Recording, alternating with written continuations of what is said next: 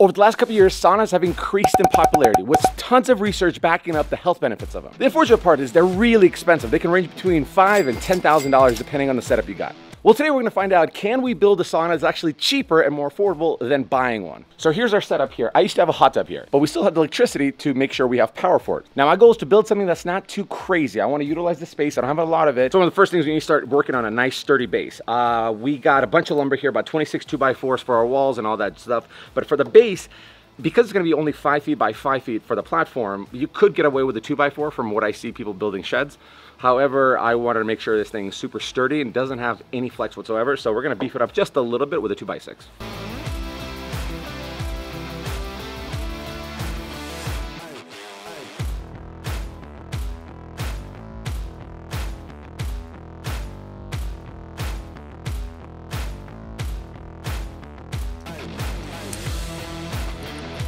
We got a nice sturdy base here. Make sure everything's level. It's kind of tricky because the slope kind of slopes away from the house, right? This concrete slab. So had to kind of shimmy up the back, but overall I'm pretty happy with it. Let's go bring that OSB, start slapping this puppy on.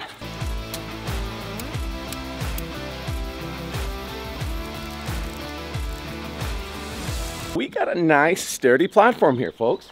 I actually got rid of those little bricks on the sides, except for that because I need to level it. Mostly because it was too big of a step. I feel like if you're cooking in there at 200 degrees, 180, and you want to come out for air, that might be a liability if it's too big of a step off. This is pressure treated wood sitting on concrete. I'm fine. Now the next thing we need to figure out is the height of this thing. I don't have a whole lot of space going up here. It's about, I don't know, arm's length away. I don't know what that number is. But most saunas are about 7 feet tall inside. I'm gonna split the difference, create it a little bit shorter to get a more opportunity for a roof to be on a good pitch. So we're gonna go 80 inches. That's, I don't know, close, a little bit over 6.5 feet. And I'm 6'2", so that'll be plenty. Let's start building walls.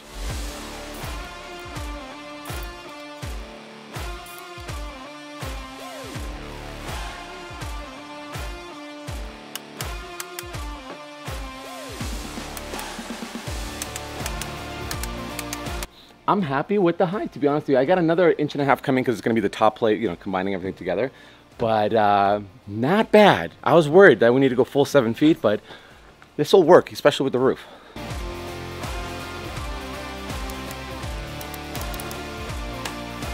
All right, 2 of the walls are up. Everything's looking good. The most important part right now is to make sure everything is still leveled. Once it's all leveled, which this side looks pretty good, we're gonna make sure these posts are nice and strong. And then when we put the rest of the walls up, we'll tie it all together and make sure the sucker's not going anywhere.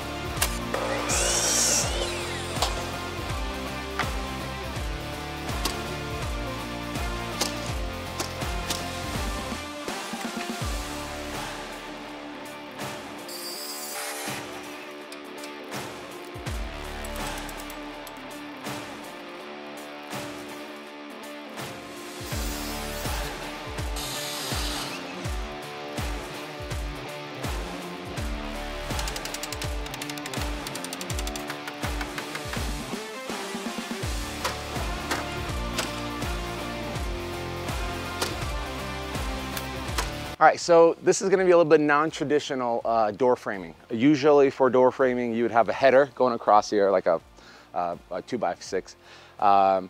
Some sheds that are built and some saunas that are built, they actually don't use it, they just use a cripple joint across it, just little cripples coming down. In our situation, I kind of screwed myself over a little bit because the height is 80 inches and most doors are about 80 inches. That means we don't have room for a cripple joint here. We don't have room for a header. Now, granted, this is not a large structure. It's not gonna have a lot of weight on it. So I think that we can get away with, I think we can get away with just keeping this as is. This is actually exactly how tall the door is for the roof opening. This is like 79 and like 3/4. Well, I'm gonna cut that part off. And yeah, the door is the hardest part because you wanna keep the section short so, you know, you get the most efficient use of a sauna, but you also got to consider what an average size door. When you buy a kit of a sauna, they custom make their doors very small so you can avoid all that stuff. All right, guys, we worked so hard making our home so comfortable. This is why I want to make sure that we are doing everything we can to prepare our home for the unexpected. And the unexpected is the power outages. Living in Idaho, it seems like almost every year we get at least one power outage. Half of the time it's through snowfall, other times it's through repair, maintenance kind of stuff. And it makes it absolutely miserable when the temps are in single digits outside and you're stuck at home, not to mention being helpless. Well, that is why I'm excited to talk to you about the sponsors of today's video, Jackery. Jackery 2000 Plus solar generator is a home backup power solution designed to support a wide range of devices up to 6,000 watts with its 2 to 24 kilowatt hour expandable capacity. It's equipped with rapid solar recharge, which makes it reach its full power in just 2 hours, ensuring your home stays operational during outages. The generator utilizes advanced solar technology to offer a sustainable and reliable power source, especially vital during natural disasters such as tree hitting the power pole, leaving you and your loved ones without power, heat, or the ability to make food. Its eco-friendly design is perfect to maintaining energy independent and sustainable, providing peace of mind in emergencies to keep critical systems running smoothly. My favorite way of utilizing the Jackery 2000 Plus solar power generator is installing a generator backup switch. This was installed by a licensed electrician, and we have dedicated 4 circuits to power the absolute essentials during a power outage. So when the power goes out in the house, the Jackery system kicks in, so we're able to flip the switches to the dedicated breakers that we need. For example, we have a kitchen outlet and microwave, so we can actually reheat our food and cook anything we need. We have a living room lights where we can gather as a family when the power is out. We have a furnace igniter, so our gas furnace can still provide the heat that we need to stay comfortable. And we have an office breaker which powers our internet router, so we can still have entertainment or get any kind of work that's necessary to be done. We have our extended battery pack capacity that's sitting on top of our Jackery generator, and it stores plenty of juice that we need during these outages. Alongside, I have my cable connected to my solar panels in my driveway. So as we're using the power, we're at the same time recharging our battery system to ensure we have plenty of juice and plenty of power to keep us comfortable during the prolonged period of the power outage. Over the years, we've been using a traditional gas-powered generator during power outages. Though they provide plenty of power, the inconvenience of the noise complaints from the neighbors, because it has to be constantly running in order to generate power, and not to mention the constant fumes, makes it very inconvenient during these power outages to have consistent power that's not only consistent, but sustainable. But with the Jackery 2000 Plus solar power generator, we have all the benefits of using a gas power generator without the inconvenience of CO2 gases or noise complaints or having to stock up on a bunch of fuel in order to power that generator. Jackery Prime Day deals start now. From the 3rd to the 23rd of July, enjoy discounts of up to 50% on your Jackery system. Plus, use my exclusive discount code displayed here on the screen and enjoy an additional 5% off your order. Shop now at the Jackery store or Amazon. Now, let's get back to this video. So this is where we're at. We'll see how it works. We'll see how it turns out, and I'll keep you posted if it ever shoots me in the leg.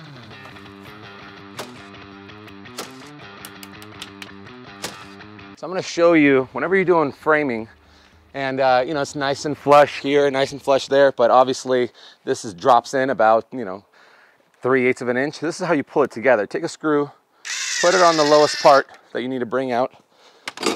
Take your pry bar, leverage it against the one that you want flush. That looks about good. Drop it. Remove your screw, and we're back in business.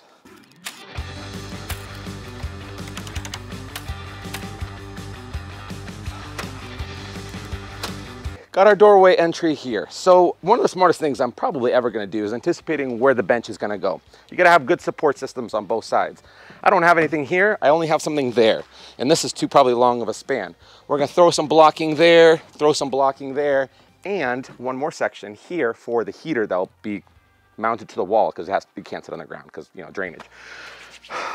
Kind of proud of myself at this moment.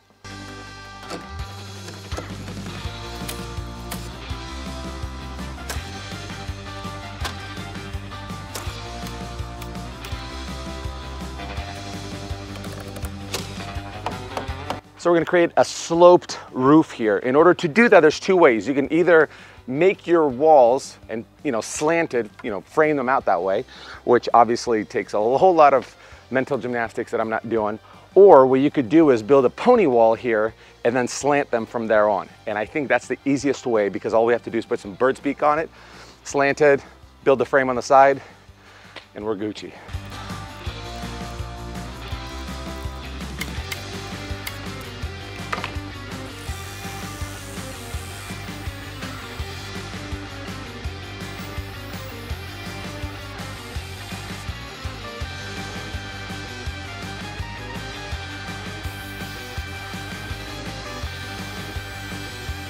So you know what, I think we got ourselves out of the pickle without having a header. By having this pony wall, we got 3 top plates, plus the 4th one on top. We got our own little cripple joint right there. So if I was a betting man, I would say this meets all of our expectations that a header or a crippling joint would need.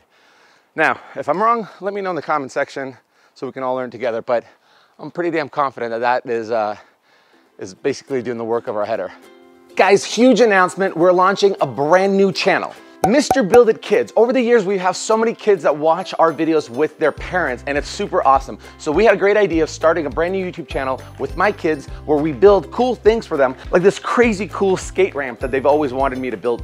They're building alongside with me. We're encouraging them to explore their creativity and teaching them how to work with their hands. As you can imagine, this channel is super chaotic. The process is super crazy, but it's very satisfying to see the kids come up with an idea and bring it to life. We're teaching them safety, we're teaching them techniques, we're teaching them how to fix problems that you're constantly coming across. So click the link in the description below or hit up Mr. Build It Kids on YouTube. Please subscribe, share with your friends. I hope you guys enjoyed, because we have so many projects lined up and they're so fun to watch. But now let's talk about our roof. We're doing a slant. We picked that number just to kind of look good. I put my bird's beaks or bird's mouths, whatever you want to call it.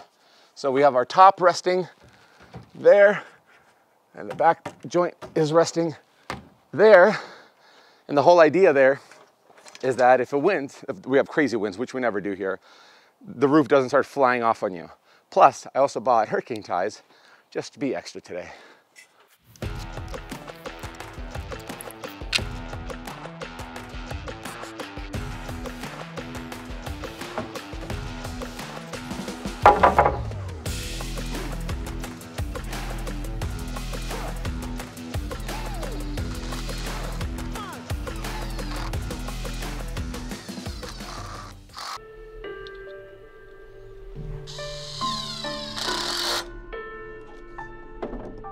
Oh, a board fell down.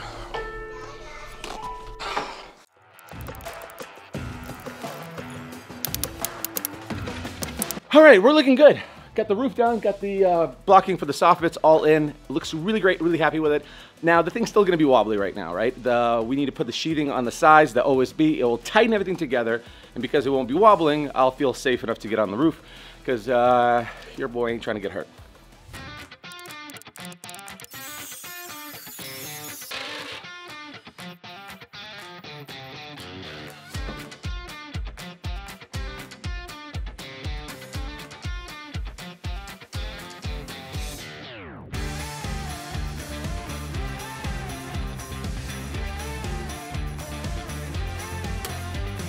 All right, this sucker is nice and stable. I feel comfortable going on the roof and start sheeting that thing up. Although I hate roofs, and even if it means it's a small shed looking like thing, I just don't like roofs.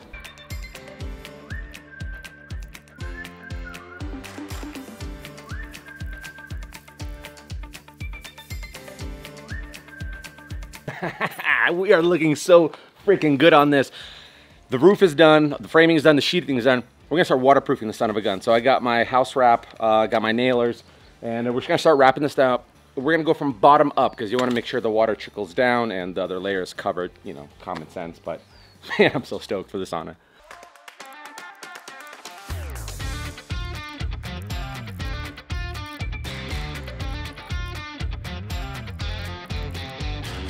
All right, so we got this thing weatherproofed, wrapped it with the house wrap, got the seams taped up, everything's looking good.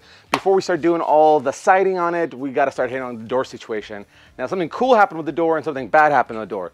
The cool part is, I scored this really baller door that has like blinds in it. It's a double pane and it's all low whatever coated glass. So it's meant to like keep heat out. It's a cool door. The problem is that it's not a solid core door, which it seems solid, but I'm sure it's not as dense as a normal solid wood would be. Number two, it has plastic around it. And that's the part I'm most nervous about is I don't know if I get my heater to like 200 degrees, 185, whatever it is, if that's gonna start damaging, or is this like one of those high quality glasses and high quality plastics that, you know, have a higher threshold. Well, only one way to find out. Gonna start installing the door and we'll get ready to the siding.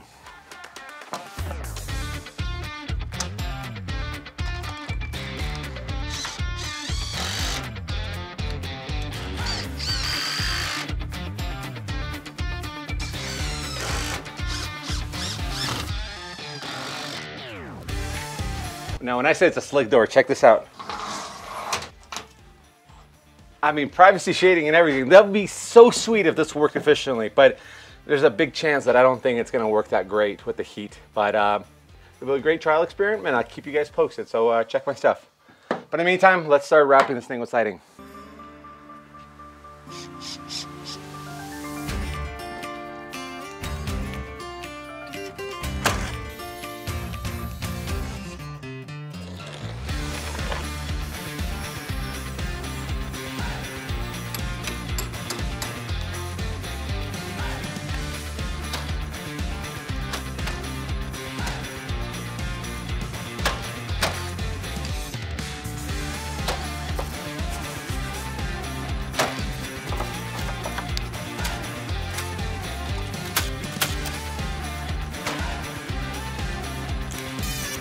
All right, so we're moving to the front and it's looking really exciting. There's gonna be a little bit of a difference how we install the siding around the door trim here. We're gonna install the trim first and then butt up the siding towards it because we don't wanna create this caked up layer on the edge that you can see. You can do that on the windows, but you can't do that around the doors. So catch yourself before you wreck yourself.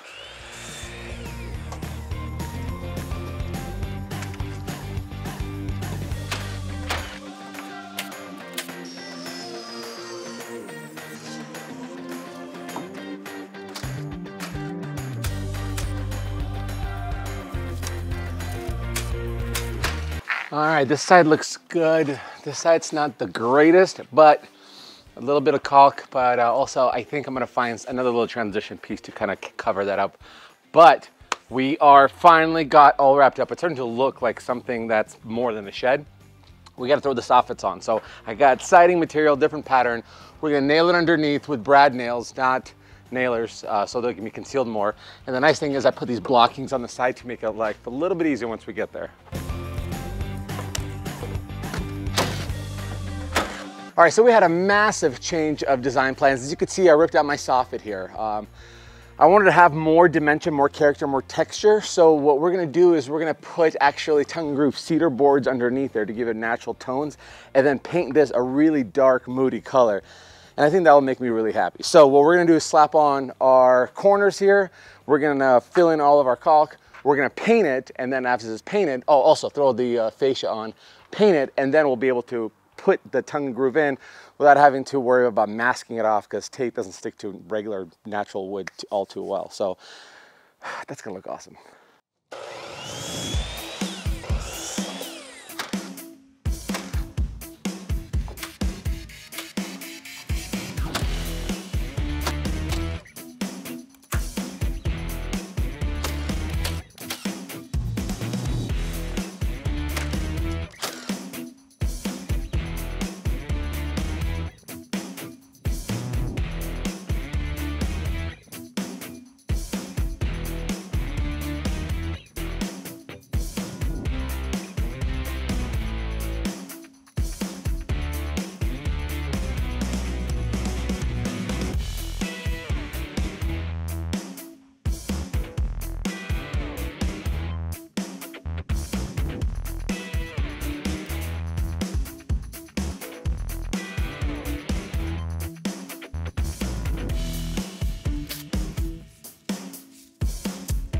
We are ready. We're ready for paint. Got everything caulked up, exterior caulk. We're gonna shoot some crazy color here. This is from Home Depot. It's the Bear Selection. It's called Dark Secret. It's the Dynasty, I guess, the I don't know the model, but the color's called Dark Secret. It's black, but it's got like almost a matte bluish tint to it, very lightly. I don't know. To me, it just looks like it's matte black. I'm not good with these kind of colors, but I think it's gonna look so killer with a nice cedar accent to it. And it's gonna be the nice, dark, moody color we're looking for. And I specifically asked them to make it a matte color, not a satin. I know exterior you wanna do satin, but I have plenty of shade in the backyard, so I'm not worried about, I'm worried about this thing looking cool.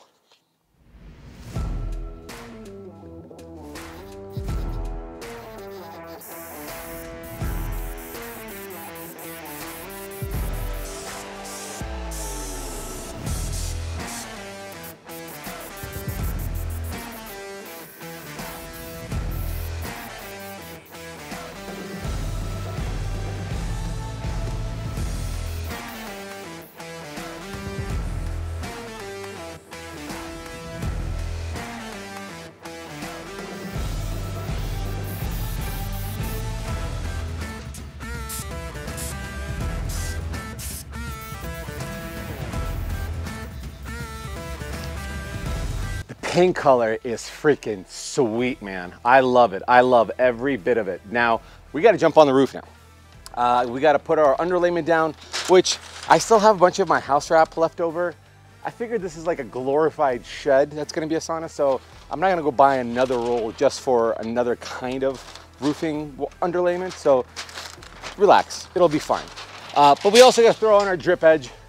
Got this stuff over. We're going to nail it with roofing nails. Get the perimeter, get that stapled in place, and we'll throw in some shingles. Fortunately, we only have like 60 square feet of shingles. Shouldn't be too bad.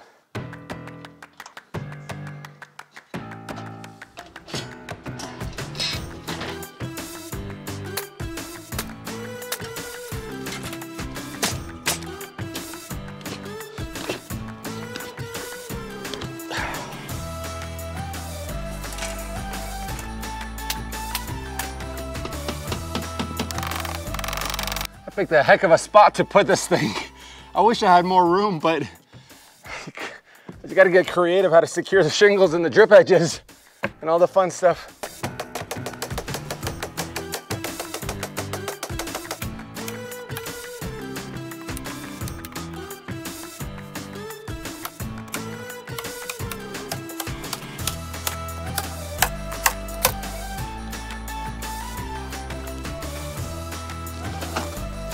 So originally I was going to use a metal roof because I've always been curious how to do that. I guess I was too intimidated, never done it before. If you guys have any good links, suggestions for the next project, I'd love to hear them.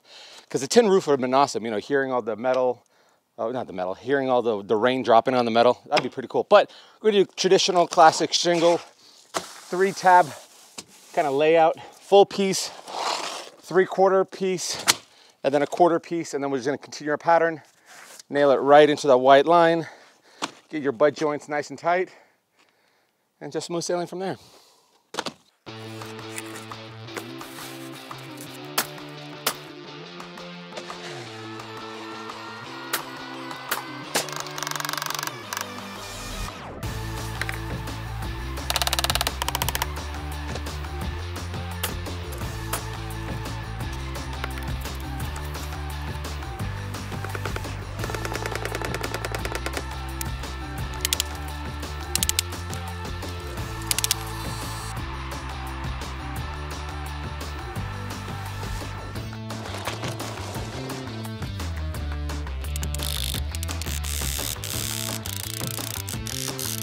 That was the dumbest hammer technique you'll see in your life.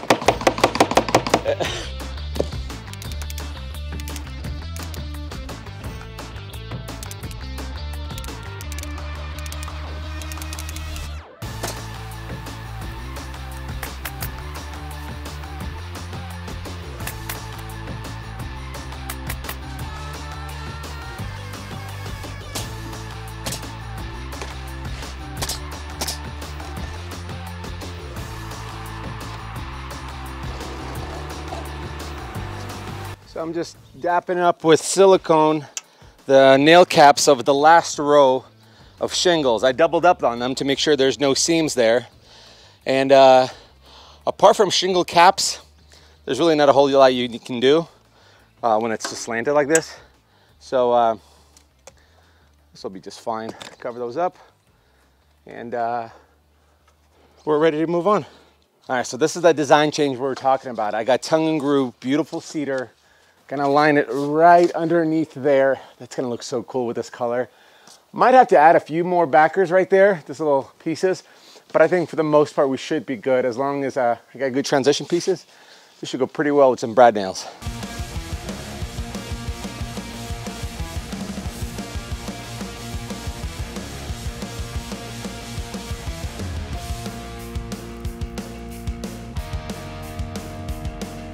With the exterior all done, it's time to move to the interior and handle all the electrical. So we know that we got the sauna heater is going to be right here. We get the extra blocking in there. We got to focus on giving it power. Based off the heater that I got, which I'll show you guys later, this is a 6-gauge wire. That's what's needed. We got white, black, we got ground. And the most important part, we need the waterproofing conduit for it. So the plan here is going to be to feed it through here, put a watertight junction box there, run it across. We're gonna notch it, put plates on the sides, and kick it out that way so it can go to where my hot tub used to connect. It's gonna be a lot of tugging and pulling.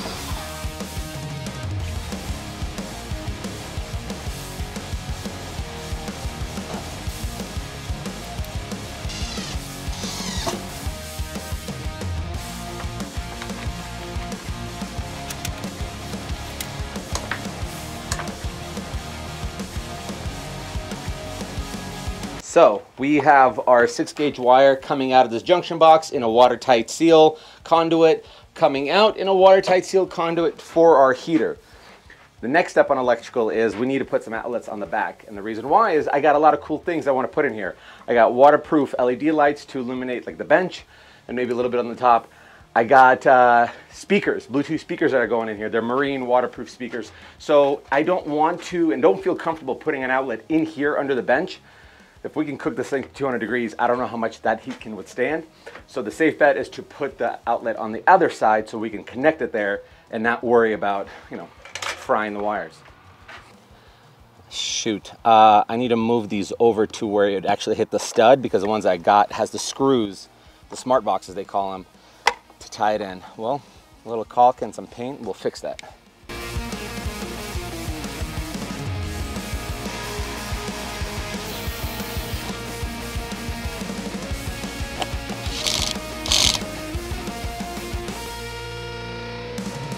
So here's the method to my madness. Because I'm gonna have one outlet coming in that's gonna be for the lights, the neon lights.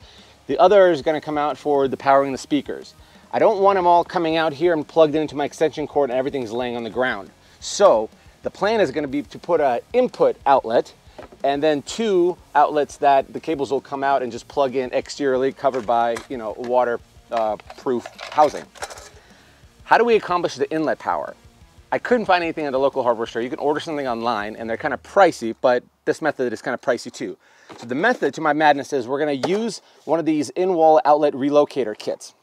It conveniently comes with Romex that comes out to an actual outlet. So this is power in, that we'll just have it in the housing, and my outdoor GFI protected power will just plug into it. And then we're just gonna put 2 outlets here for the stuff that actually needs to get powered. It'll look clean, nothing's gonna lay on the ground, and most importantly, it's gonna be safe. At least, I think. No, I'm pretty sure it's safe.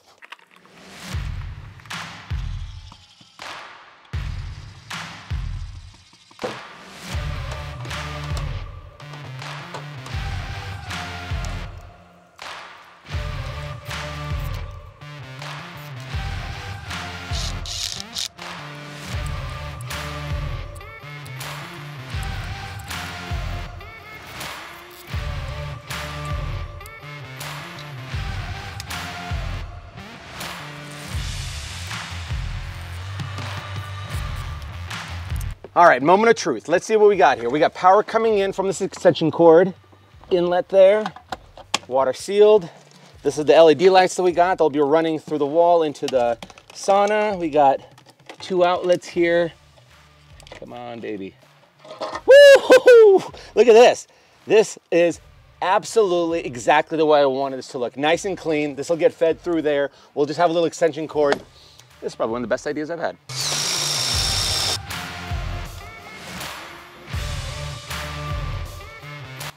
So our next thing is these are the Bluetooth speakers. These are marine grade, so they're waterproof. I got them on Amazon. I'll link it all in the description below. These will go dead last after the cedar goes on the wall. They plug into this transmitter. But what we need to do right now before we start handling all the insulation and covering up walls is run the wires that will connect into this transmitter.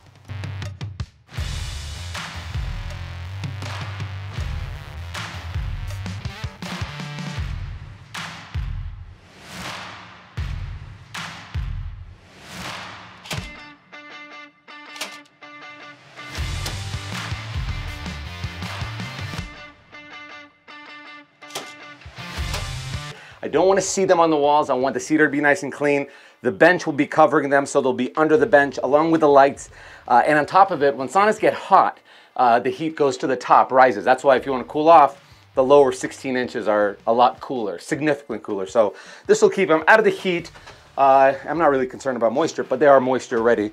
So now, let's throw some insulation in.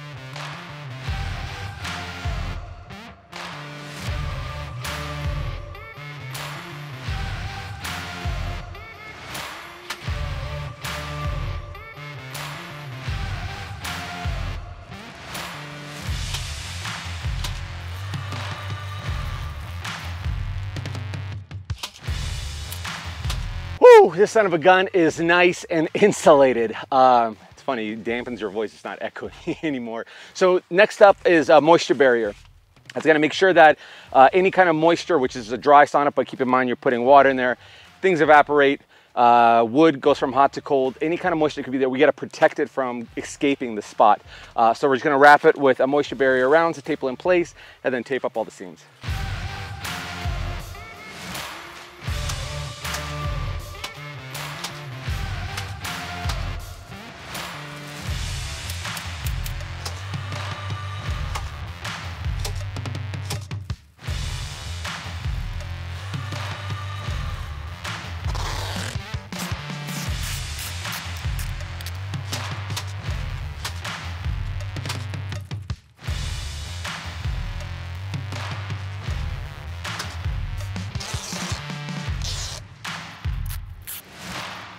I'm sweating up a storm in here. Moisture barrier's on, insulation's on. The last barrier that we need is our radiant membrane. What that's gonna do is as the heat goes out, it doesn't get absorbed into the wood, it reflects it back into it. So essentially, it could be a hot oven or a freezer, whatever kind of heater or cooler you want to put in there. So it just becomes way more efficient. That's the problem with a lot of these barrel saunas is it's just wood. So a lot of the heat escapes through that wood. Not here, Bubba. We're not escaping anything.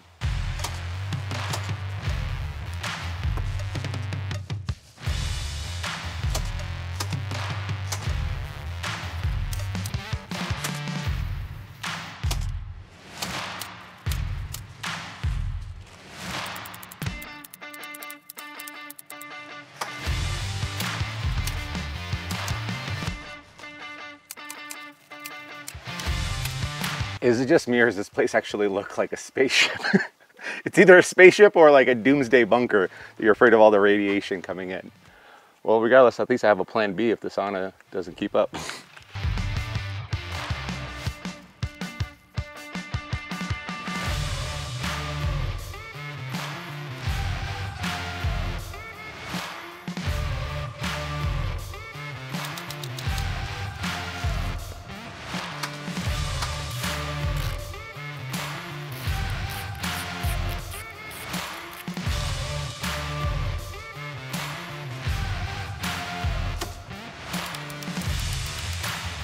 we're looking at is 280 linear feet of premium Douglas fir, not Douglas fir, cedar, premium cedar. Tongue and groove, that's what I was meant to say. $700, that's what got me. That's 24 boards. Fingers crossed it's gonna be enough because I don't want to buy more, but super expensive. You can go with pine or cedar. The problem with pine is it doesn't last as long versus cedar. This sucker was gonna last for decades. Order of operation, we're gonna start this way, work our tongue and groove out. I'm gonna do the ceiling first, then I'm gonna do the sides, so the sides can basically essentially butt up to the ceiling. This little slash angle slant is gonna be kind of fun to do. I'm also gonna give a gap about 1/4 of an inch, maybe a little bit less on each side to allow for expansion and contraction, cold weather, hot weather, what you ever have you. That makes zero sense. But we're gonna use brad nails also. Shoot them on the tongue part so you can't see the nails. But let's rock and roll.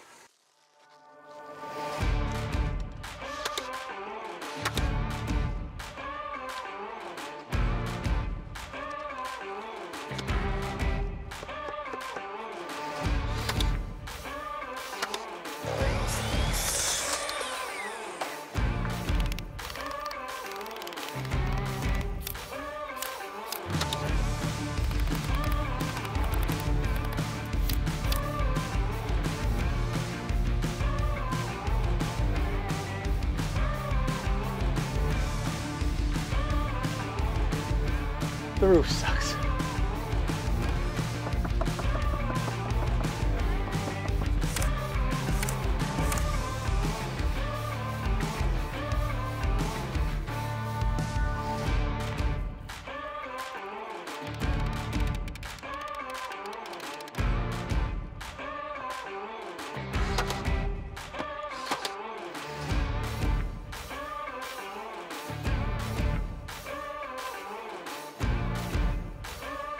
A couple of things I'm learning. Not all boards are perfect, so you're gonna really finagle them. Use a little block to knock on it, because if you use your mallet to knock directly on it, it's gonna break it, just like flooring. Number two, when it comes to stapling them in, because of all these layers that we have, the boards can become spongy. So to get actually a good track in there and good connection, shoot the brad nails at an angle, both at each stud. So you're kind of crossing it, and it has a better grip than just in. Besides, once it expands and contracts, it will pop it out. So make sure you use those techniques.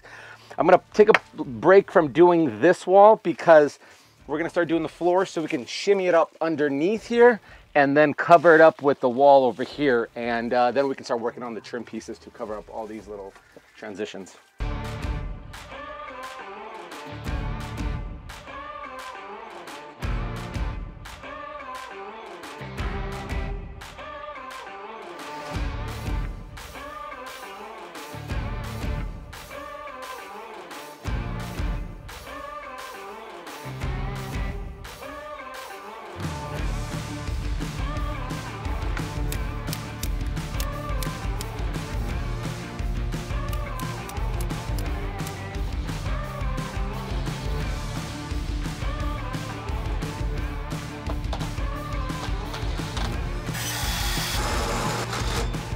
Slice my wiring. Hopefully there's enough that I could feed it and solder it back together, but that is a mistake on my part, my friend. Oh, I found some wire. Come on, pull out a little bit. Oh, it's our lucky day, boys and girls. We got just enough to work with. Oh, man, am I lucky.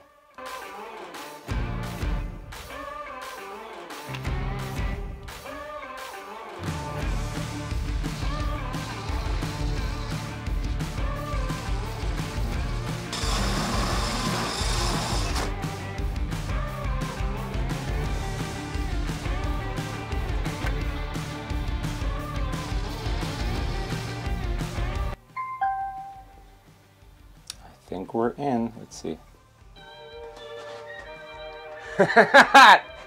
We're good. I'm not gonna play a lot of it because we're gonna get flagged on YouTube, but they work. They're awesome. They're marine grade. So they're meant to be hit with water and all that fun jazz. Next up, let's start building our bench here. Start with a 2x4 framing, and then we'll wrap it with cedar planks, cleated, so the lights can shine through and the audio can come through as well. And then that'll allow for us then to mount our lights underneath it.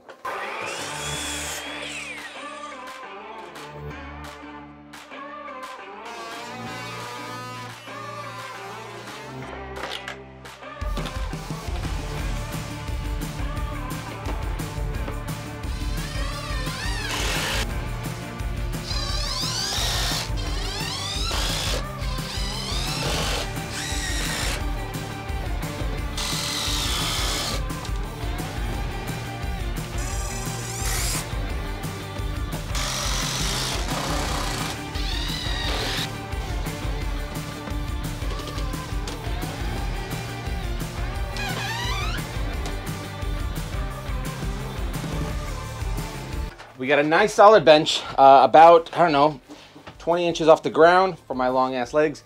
I did it pretty deep enough for that the door can still open and not get in the way. So we're kind of running on margins here. Good solid frame, wiring all tucked in and looking nice. Picked up this 1x3 cedar. So we're gonna use the soft side, not the splintery side, to get a splinter up your butt, and start wrapping this stuff. I'm gonna create maybe 3/4 inch cleats around so you could see the lights all the way through, and I think it looks super cool.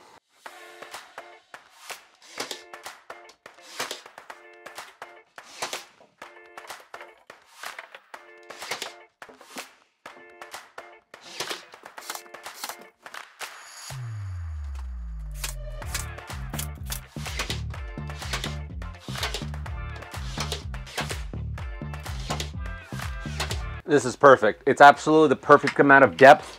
We're looking at 17 3/4 because you can kind of lay back and lean back, and you still have that comfort, versus if it's nice and short, you kind of have to sit like stand hut like this. So I like it. I like it a lot. Up next is we need to figure out our vent situation. So in my first sauna I've ever built, I didn't put any vents in there, and the comment section blew up with people from all over the world, different cultures, saying how you're supposed to have a vent, now it's not going to heat appropriately. I don't know. The sauna heats perfectly well and it works great. So I figured if I'm building a new one, might as well put the vent situation and see what the whole idea is about. So I found these sauna vents. They're kind of, I don't know, they're kind of cute, but they're janky in the sense that it's just a little tiny mesh in the back. The idea is that we're gonna have a hole here, and then this closes the hole. Now, the science behind it from all the diagrams I've seen is you wanna put one below by the heater itself that will suck in cold air in, and then you want one above where the hot air goes, it'll escape through it. And essentially what you're doing is you're creating a vacuum of almost like a convection oven kind of thing. Be curious to see how I try it. So what I'm gonna do is cut my holes out, and on the back side, I put these like dryer vents. I'm gonna take this little cover off so it actually functions normally, and hopefully we can make it nice and clean.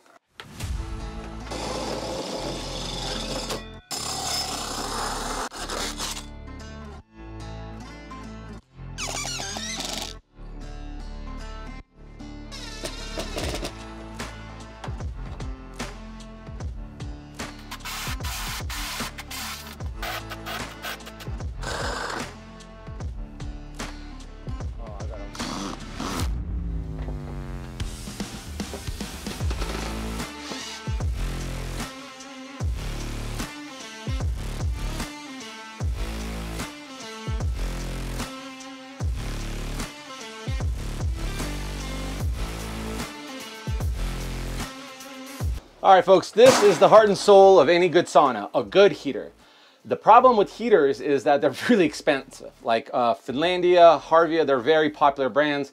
Quality products from, I think, Sweden, I'm not too sure. And the way to go wrong in a sauna is poor insulation, not using cedar, and on top of it, skimping out on spending the heavy dough to get a heater. Now, I found a budget option. Vivor, which I didn't know, has sauna heaters. This sucker, well, actually, this room is about 150 square feet, or so cubic feet. And heaters are based off of the volume that you're trying to heat here. And typically it's about, I think, a 3 kilowatt heater. Well, well, all those name brands, they're like $700 is for the entry level basic model for like a tiny thing like this. This Vivor, 9 kilowatt, meant for 350 to 450 cubic volumes of a space. I paid $175 or $180 for this one. Not to mention, that also included a module outside. So you don't have to manually turn it on. You actually have this module sits outside, turn on the lights, turn on the temperature, set your timer, set your temp, all that jazz. And obviously an internal temperature probe that sits there that puts the reading out. So either I spend almost $800 for a name brand, or I spend $180 on not a name brand. And on top of it, here's a little secret. I started digging online. There's all these blogs and comments that people are posting that this heater is essentially the same heater as all those name brands that I just mentioned. It has the same anti-corrosive materials. It has the same heater coil. And it's one of those things like, what could go wrong? Those are famous words to be said by me. when they do. But we're gonna find out, because if this thing craps out on me in, I don't know, a year, 2 years, 5 years, no harm, no foul. Take it off, go buy the name brand. But I highly doubt it. I think we're gonna do really well with this thing. So I'm gonna try to wire it up, feed my module on the outside, put a temperature probe, and I think tomorrow the volcanic rocks are supposed to show up. So hopefully we can get this thing fired up by tomorrow.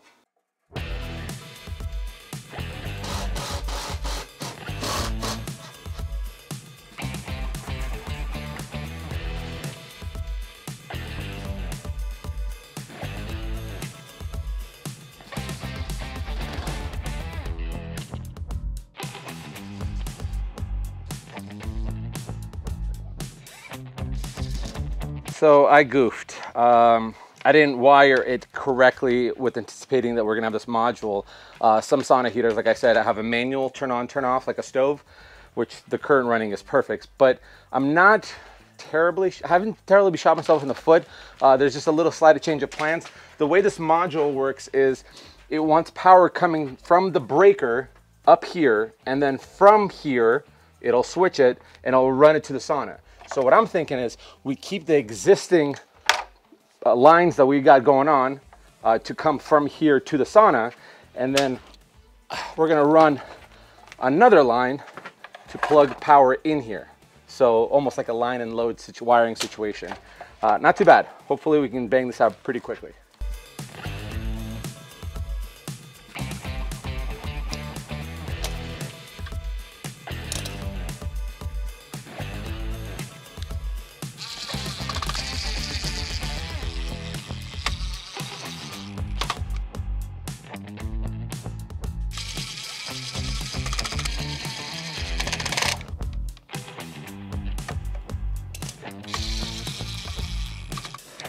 This is the dumbest design I have ever seen, an electrical design. I'm no engineer or anything like that, but look how much room they gave for themselves to install their wire, and then look how much room they gave me coming out of the holes here.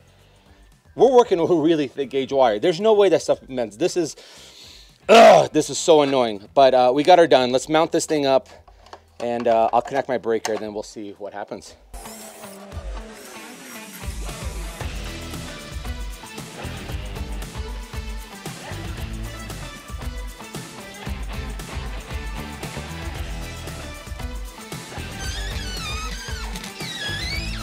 Everything's wired, best of my ability. Only way to find out is to hit the breaker and see. We done it, boys. We done it again. I don't know why it says 27 degrees inside right now, but let's crank this puppy up. Let's see, prepare to place. I guess I should read the user manual. I guess P stands for power. That is parking. Idiot. All right, it made noise. It hit like it hit the switch. Let's see how the sauna is doing here. This thing is already, it's been just a couple of seconds, it's already super duper hot. I still need to get a volcanic rock. They didn't sell it on their website. You can really, majority of them, you can get them when you buy like the nice stuff, like the Finlandia and all that stuff, you can buy rocks. I tried on Amazon, they're already late by a week or two, so I have to look at the smoke coming off of it. It's burning off all the oils off of it. I'll have to find some rock, throw the volcanic rock in there. I'll get the door hung up, make sure it's dim enough outside so the lights can turn on, and we'll see how hot we can get this thing. I'll let you guys know how quickly it got that hot, and most importantly, I'll let you know what the budget breakdown for the sauna is. See you in a bit. Guys, the sauna is officially complete. It looks absolutely incredible. It's exactly what I wanted. It has the Bluetooth speakers. It has the accent lighting. It has a killer curb appeal to it. So, why don't you go check it out for yourself.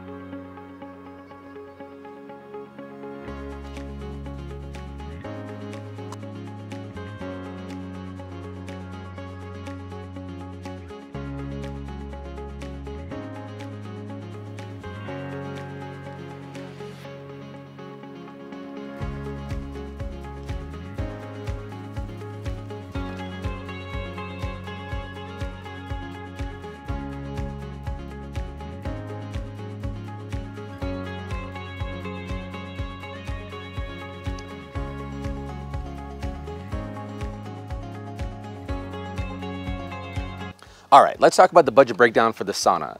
The framing was $613. For all the siding and trim was $328. All the roofing material was roughly $190.